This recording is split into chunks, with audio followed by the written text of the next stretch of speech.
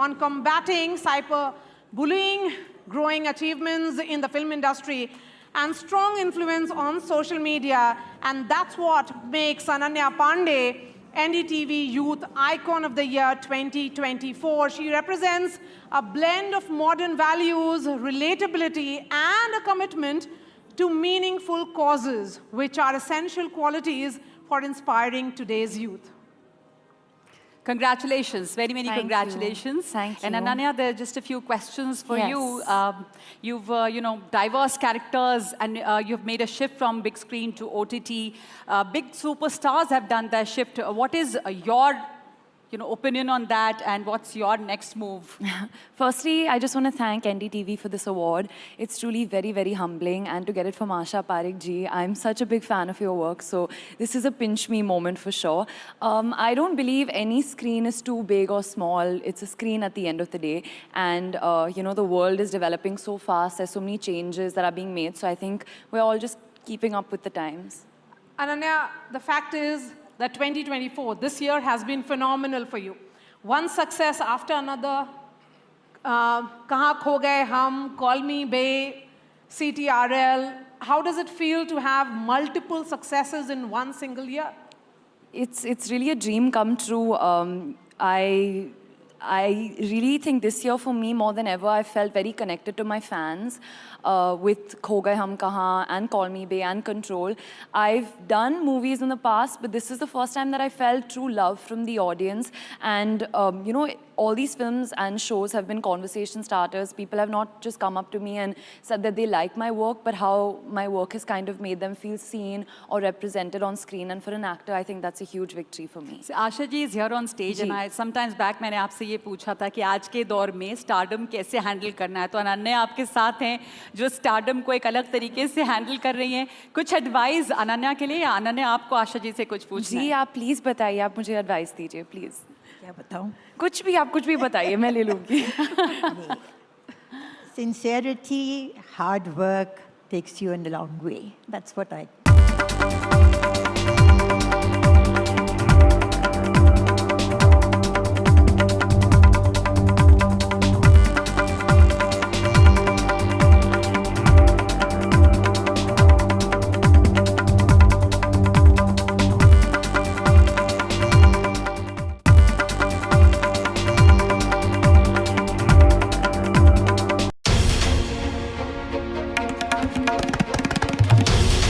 This is NDTV, and you're watching NDTV 24/7.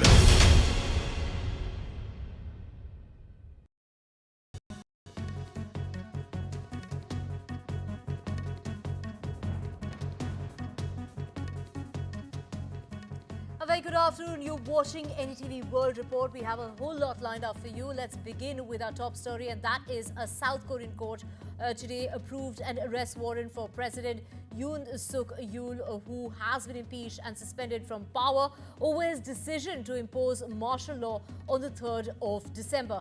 Investigating authorities have said that the Corruption Investigation Office for high-ranking officials confirmed the Seoul Western District Court approved that very warrant. This is the first ever arrest warrant issued for an incumbent president in South Korea, according to local media. On Monday, South Korean investigators sought an arrest warrant for Mr. Yoon over this month's short-lived imposition of martial law.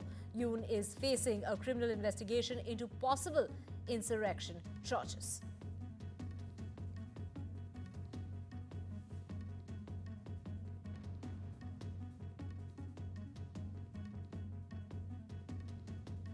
And switching tracks to news coming in from the United States, U.S. officials have said that a Chinese state-sponsored hacker has broken into the U.S. Treasury Department's systems, accessing employee workstations and some unclassified documents. The breach occurred in early of December and was made public in a letter penned by the Treasury Department to lawmakers, notifying them of the incident. The U.S. agency characterized the breach as a major incident and said that it had been working with the FBI and other agencies to investigate the impact. A spokesman for the Chinese embassy in Washington, D.C. has reportedly said that the accusation is part of a smear attack and was made without any factual basis.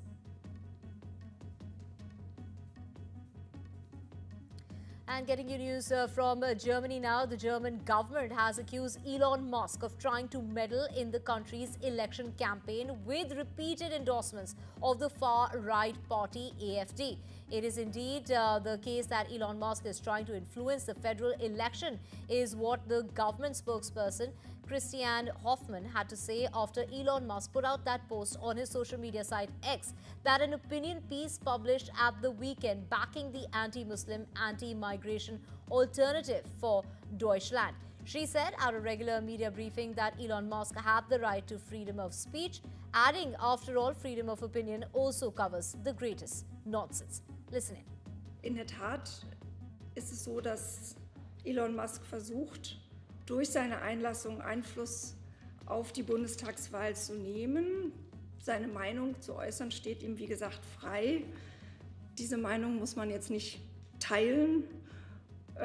Ich glaube, es ist gut, grundsätzlich noch mal darauf hinzuweisen, dass hier eine Wahlempfehlung ausgesprochen wird für eine Partei, die vom Verfassungsschutz beobachtet wird, unter dem Verdacht, rechtsextremistisch zu sein und die bereits als in Teilen rechtsextremistisch erkannt worden ist.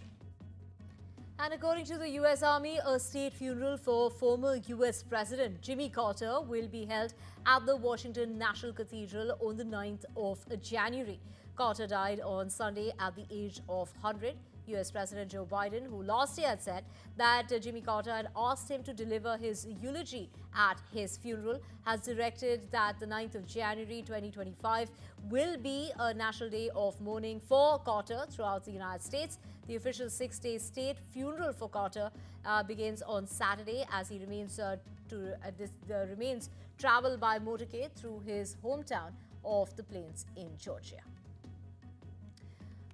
And this is in regard to a federal appeal. This is a federal appeals court on Monday upheld a $5 million verdict that E. Jean Carroll won against Donald Trump when a jury found that the United States president-elect liable for sexually abusing and later defaming the former magazine columnist.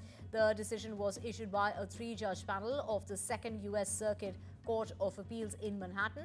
The May 2023 verdict stemmed from an incident around 1996, backing all the way down to 1996 in Bergdorf Goodman department store dressing room in Manhattan, where Carroll said that Trump raped her, and an October 2022 Truth Social post where Trump denied those claims that were being made by Carroll as hoax.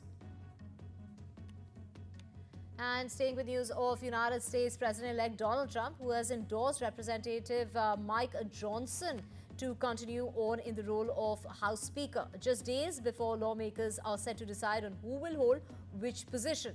The House of Representatives is scheduled to vote on a speaker on Friday during the first day of the 119th congressional session.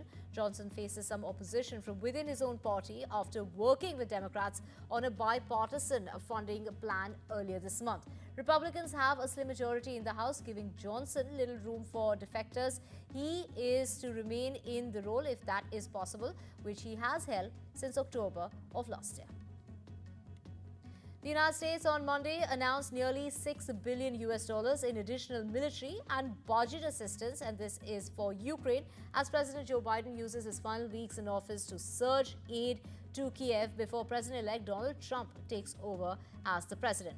Biden announced $2.5 billion in additional security assistance for Ukraine, and Treasury Secretary Janet Yellen has said that the United States has made available $3.4 billion in additional budget aid to Ukraine, giving the war-torn country critical resources amid intensifying Russian attacks on Ukrainian civilians and infrastructure. This is an announcement that's been made by Joe Biden, including $1.25 billion in military aid drawn from U.S. stockpiles and a $1.22 billion Ukraine Security Assistance Initiative package.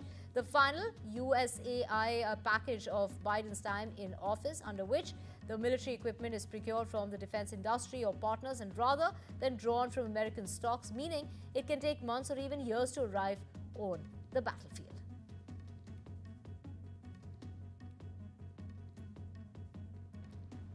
Russia and Ukraine have exchanged hundreds of prisoners of war in a deal brokered by the UAE. The Russian Defense Ministry has said that it had swapped 150 Ukrainian soldiers held captive for an equal number of Russian troops. And it's Ukrainian President Zelensky who said 189 Ukrainians had returned home. He added that those released included defenders of Azovstal as well as Mariupol. This is a nuclear power plant and the Snake Island. Security forces were seen removing part of a missile that was reportedly launched from Yemen and intercepted by Israel. Curious residents gathered to look as members of a special police unit took away the debris that had landed in a street in Beit Shemesh city, located about 30 kilometers from Jerusalem. Israel's military has said that it intercepted that missile fired towards the country by Yemen's Houthi rebels late on Monday. Military has confirmed that sirens were sounded across central Israel due to the possibility of failing shrapnel from the interception, and there were also no reports of injuries as far as Israel's rescue service is concerned. 17 men convicted in Pelico mass rape trial have appealed a verdict. According to the prosecutor's office, all 51 men on trial were found guilty of rape or sexual assault when the trial concluded earlier this month. Pelico organized for more than 50 men to visit his house and rape his then-wife, Giselle Pelico, who he habitually drugged with a sedative over a period spanning nearly 10 years. And Ukrainian foreign minister has visited Damascus on the 30th of December. This is in regard to a delegation marking the first official Ukrainian delegation to Syria in years. During the trip, he held talks with Syria's de facto leader, Ahmad al-Sharaa. The visit also follows the collapse of the Russia-backed regime of former Syrian President Bashar al-Assad on the 8th of this month amid a large-scale rebel offensive.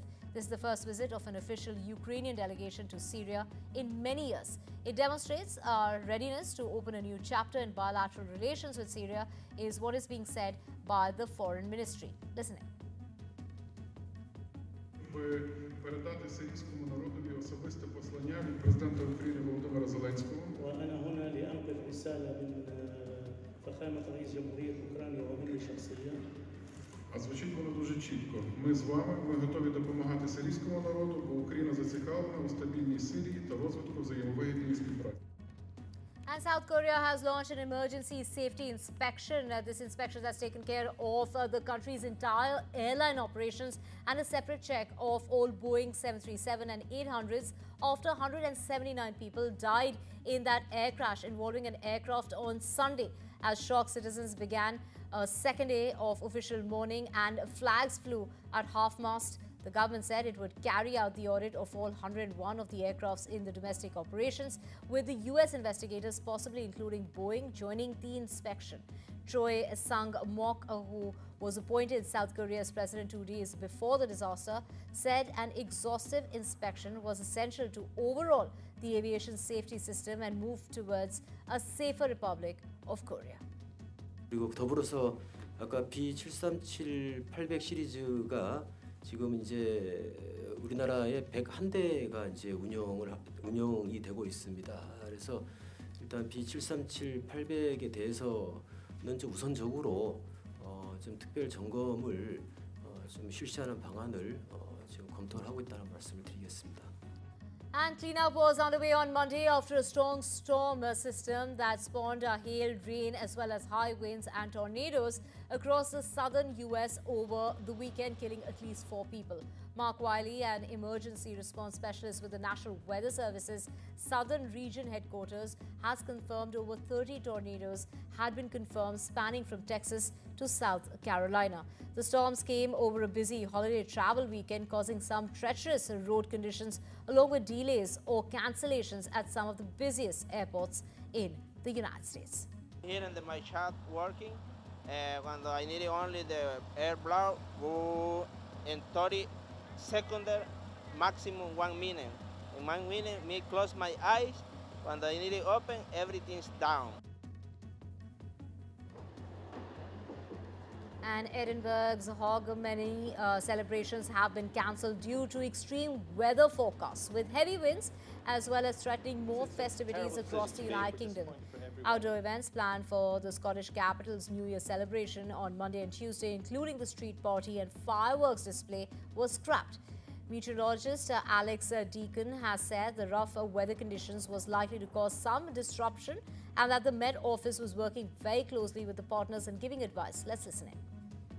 The weather is likely to cause some disruption, certainly over the next few days. The Met Office issue warnings based on potential impacts given the weather forecast, up to areas to decide and councils and organisers to decide whether they're going to cancel certain events. But we work very closely with our partners giving advice about such events.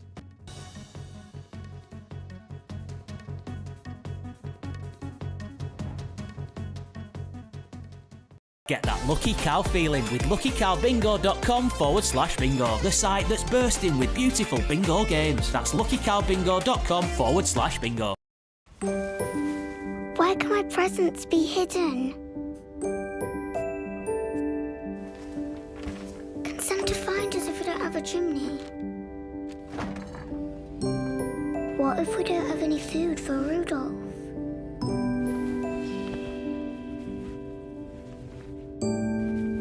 Is Santa ever late?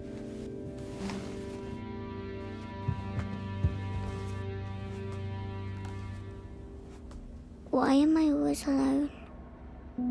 At Childline, children are asking us the most heartbreaking questions, even on Christmas Day. It's okay. I'm here. When was the last time somebody was with you? This Christmas, a child will contact us every 45 seconds. Will you give £20 and help us be ready for every question when a child has no one else to turn to? Search NSPCC or call 0800 702 2976 to give £20 now. Visit pandabingo.com for a fantastic range of bingo games all in one place. It's bingo pandemonium at pandabingo.com. This is an urgent appeal from the charity WaterAid. Every day, children like Karim have to walk miles to collect water like this. Water so dirty, it could kill them. But they have no choice. Every day, babies have to drink water that is teeming with insects and bacteria. Their mothers know it could kill them, but they have no choice. Today, more than 1,000 children will die from poor sanitation, hygiene, and dirty water. They drink it because they have no choice. But you do. Today, you can choose to give children like Karim clean water and change everything. Text or call WaterAid now to give just £2 a month. Your £2 a month will help communities install pipes, pumps, and taps. Your £2 a month will help bring children clean water for life. We've already brought clean water to nearly 30 million people, but it's simply not enough. So please, text the word water to 78866 or call 0800 088 7700.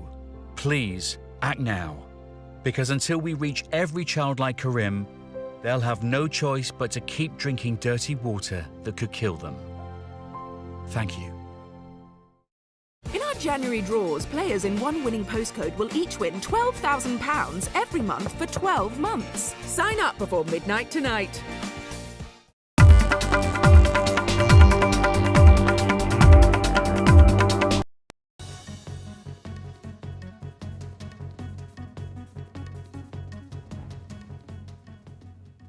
Welcome back. You're watching The World Report, and let's now get you some business and tech news. This is coming from Asian stocks that eased on Tuesday in cautious end-of-year trading that has seen investors scale back bets of deep US rate cuts in 2025 and brace for the incoming Trump administration. Dollar stands tall against most other currencies despite the year-end weakness. US stocks have surged this year, with the Nasdaq on track for about a 30% annual gain and the S&P 500 headed for more than a 24% rise. And a shareholder of Archer Daniels Midland is pressing the company's CEO to resign for failing to clearly tell investors about problems with its internal accounting practices. This has sparked a criminal investigation. Archer Daniels shareholder Hartwig Fuchs said that ADM was the worst stock in his portfolio this year and blamed the ADM CEO. Also, the board has gone on to say that the board chairman of German trading firm Alfred Topfer International, when ADM owned a majority stake in the firm, and has also left Topfer in 2009, and Chicago-based ADM acquired it in 2014. Oil prices rose on Tuesday after data showed China's manufacturing activity expanded in December. They're on track to end lower for a second consecutive year due to demand concerns in top consuming countries. Brent crude futures rose by almost 57% to $74.56 US a barrel.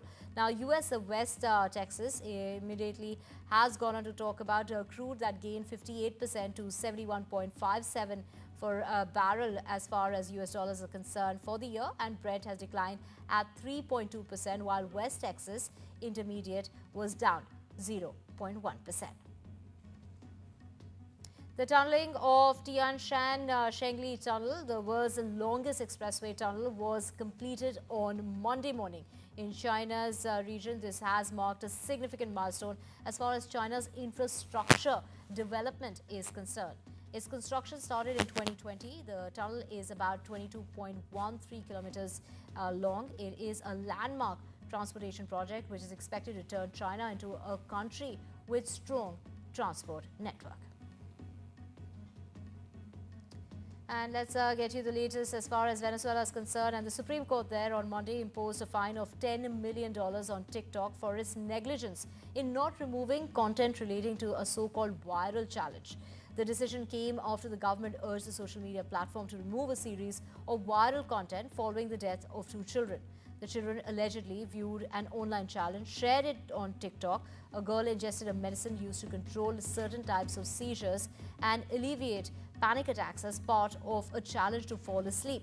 The money from the fine would be used to create a TikTok victims fund to compensate those affected by that very content.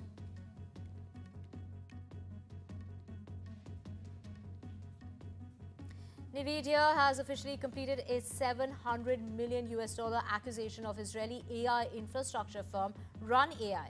The deal, which had faced antitrust scrutiny, was cleared by the European Commission in December. Run AI specializes in optimizing AI infrastructure, a capability that complements NVIDIA's dominance in the GPU market with an 80% share in AI-related graphics processing. NVIDIA's latest acquisition strengthens its position as a global leader in artificial intelligence technology. And Ukraine's largest mobile operator, Kyivstar, has partnered with Elon Musk's Starlink in order to introduce cutting-edge direct-to-cell satellite services. The technology enables satellites to act like cell towers, delivering phone signals straight to smartphones. Kyivstar, owned by telecom group Yoon, expects, in fact, messaging services to launch as late as 2025, with voice and data services which will follow. This collaboration is expected to revolutionize mobile connectivity in Ukraine, though financial terms of the deal have yet not been disclosed. And Samsung Electronics has significantly boosted its robotics ambition by becoming the largest shareholder in South Korea's Rainbow Robotics. In a regulatory finding, the company confirmed a $181 million investment, raising its stake to 14.71%, surpassing the Founders Group as the leading shareholder. Samsung has also established a future robotics office to drive its long-term vision for robotics, signaling its intent to dominate the rapidly growing sector. And China's electric vehicle giant, we're talking about Zepang, is planning a major hiring spree in 2025 with over 6,000 new positions expected. The CEO has announced the move in an internal letter highlighting the plans to expand the company's presence from 30 to over 60 countries and regions by 2025. He also predicted a fierce price war as far as the EV market starting January 2025 as competition in the sector continues to intensify.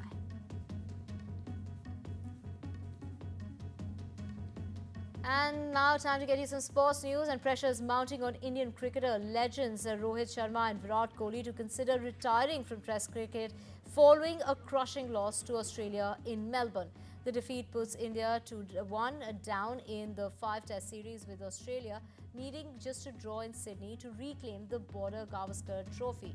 Rohit at 37 has struggled to be in form with only 150 in his last 15 test innings, while Virat Kohli, despite a century in Perth, has endured a poor season with 9 single-digit scores in 17 innings. As the captain, Rohit Sharma now equals India's record for the most test losses in a season, adding fuel to calls for change. Former world number 1 Novak Djokovic has spoken on Sunday about his new coach, Andy Murray. He admitted it was strange sharing some of his secrets with someone who was formerly one of his biggest rivals. Djokovic is aiming to win the Australian Open for the 11th time next month and will be working with former Wimbledon and US Open champion after this week's Brisbane International in the run-up to Melbourne. The surprising move came after Murray had only recently retired from the sport, with Djokovic having failed to win a Grand Slam title this year. Nikola Jokic and Russell Westbrook dazzled in a thrilling NBA clash as the Denver Nuggets defeated the Utah Jazz 132-121 in Salt Lake City. Well, this is in regard to that win. In fact, when let's just get you all the details of, she posted a monstrous 36 points, 22 rebounds and 11 assists for the 13th triple-double of the season, while Westbrook added 16 points, 10 rebounds and 10 assists, marking the 201st triple-double of his career. Jamal Murray contributed 20 points and 10 assists, helping the Nuggets secure their second consecutive win and further solidifying their strong season. And let's get you the latest from the United States, and it's not just the US but also Italy that made emphatic statements at the United Cup, both securing quarterfinal berths with dominant 3-0 victories. Taylor Fritz commanding 6-3, 6-2 win over Borna Koric helped the United States top Group A and set up a clash with China in the next round. Meanwhile, Italy's win over France, powered by a stellar team performance, cemented their position as group leaders. Both teams remain strong contenders in the mix. 6-7-5. Switching tracks to some entertainment report now, and that's coming in fact of Angelina Jolie and Brad Pitt that have reached a divorce settlement, bringing in an apparent end to one of the longest and most contentious divorces in Hollywood's history. Jolie's attorney has confirmed on Monday that the couple had come to a deal, saying that his client was exhausted but relieved that the ordeal was finally over. The two Oscar winners were among Hollywood's most prominent couples for about 12 years, and they have been in that long-standing feud that's lasted over years, but finally a settlement has been reached.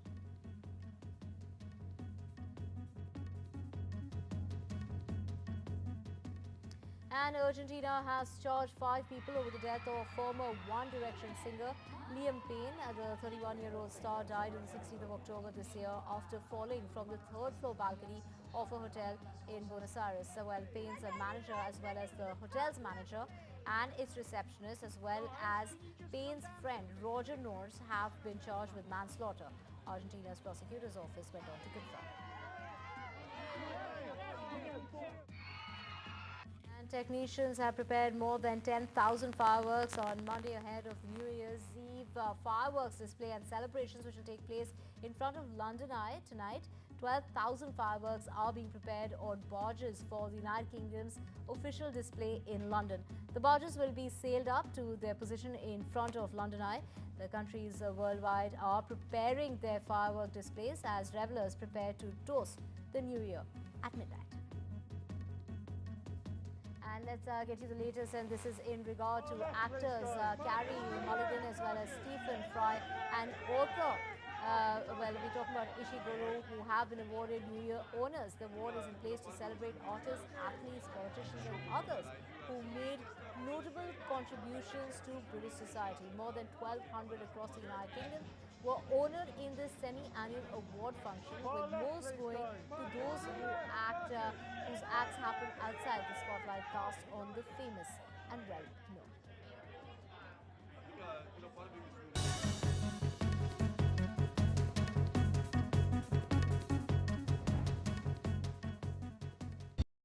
No child should suffer the torture of trachoma, but so many are in pain right now. Nananga's lashes have turned inwards. They rip and tear away at his eyes. Pamelo's sight could be gone forever. He's just 3 years old. Kofanga screams for his mother. His eyes are so infected that he can't even see her. For so many children in the world's poorest countries, trachoma is torture. It's a painful infection often spread by flies, and it's destroying children's eyesight. But it could be stopped if you help today. By calling 0800 021 3925 and giving £2 a month to Sightsavers, you can help make sure children get the treatment they desperately need. You'll help us bring them the medicines and the care that can treat infections. And that means you'll be helping to save children from the torture of trachoma and a life of blindness. Please help us reach them. Call 0800 021 3925. Text C7 to 8272.